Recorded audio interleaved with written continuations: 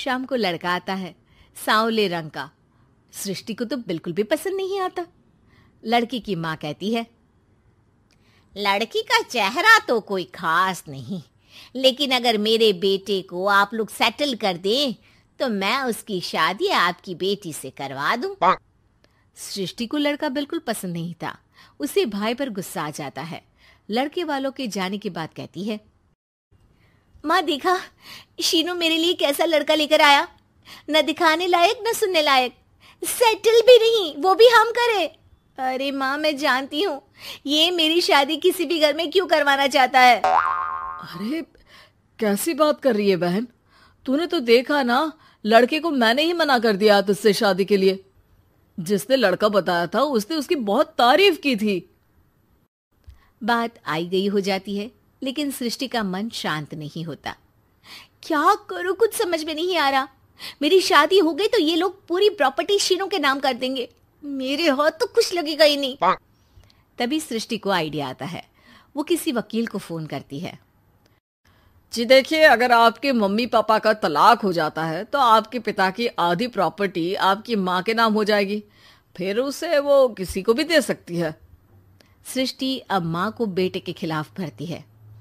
माँ, शीनू पर नजर रखा करो, वो जिस लड़की के प्यार में है ना वो शादीशुदा है। यहाँ आएगी, सारा पैसा रुपया जमीन जायदाद सब हड़प लेगी। पापा का भी हाल तुमसे छुपा नहीं है। ऐसा ना हो कि मैं और आप एक दिन सड़क पर भीख मांगे। हे भगवान, मैं तो जीते जी मर जाऊंगी अगर ऐसा हो गया तो। ऐसा हो गया नहीं माँ, ऐसा ही होगा। अभी समय है, आगे का सोच लो। मैं तो कहती हूँ पापा से आधी प्रॉपर्टी लेकर अलग हो जाओ। पापा की आधी प्रॉपर्टी भी हम लोगों को अगर मिल जाती है ना तो अगले 7 जन्म सफल समझो।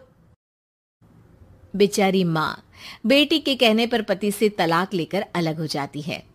सृष्टि अब पैसों से गाड़ी और अपने दूसरे महंगे शौक पूरे करने लगी। उसके दोस्त भी उसके पैसे इस्तेमाल करते। सृष्टि, कल तुम कहाँ थी? मैं सारा दिन घर पर अकेली थी। तो मैं क्या करूं? मैंने ठेका तो नहीं लिया है ना तुम्हें संभालने का। माँ को सृष्टि से ये उम्मीद नहीं थी। वो बैठकर रोने लगती है। वहीं उसका पति यानी कि सृष्टि के पिता आ जाते हैं। मैं जानता था कि तुम्हारा यही हाल होगा, तो आपने मुझे रोका क्यों नहीं?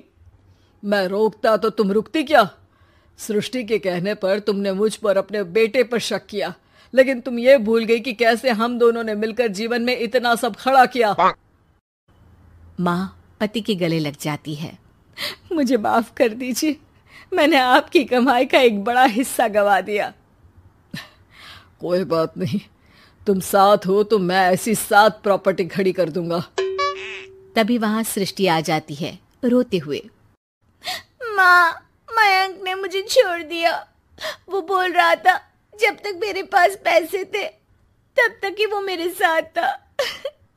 पापा, माँ, मुझे माफ कर दीजिए।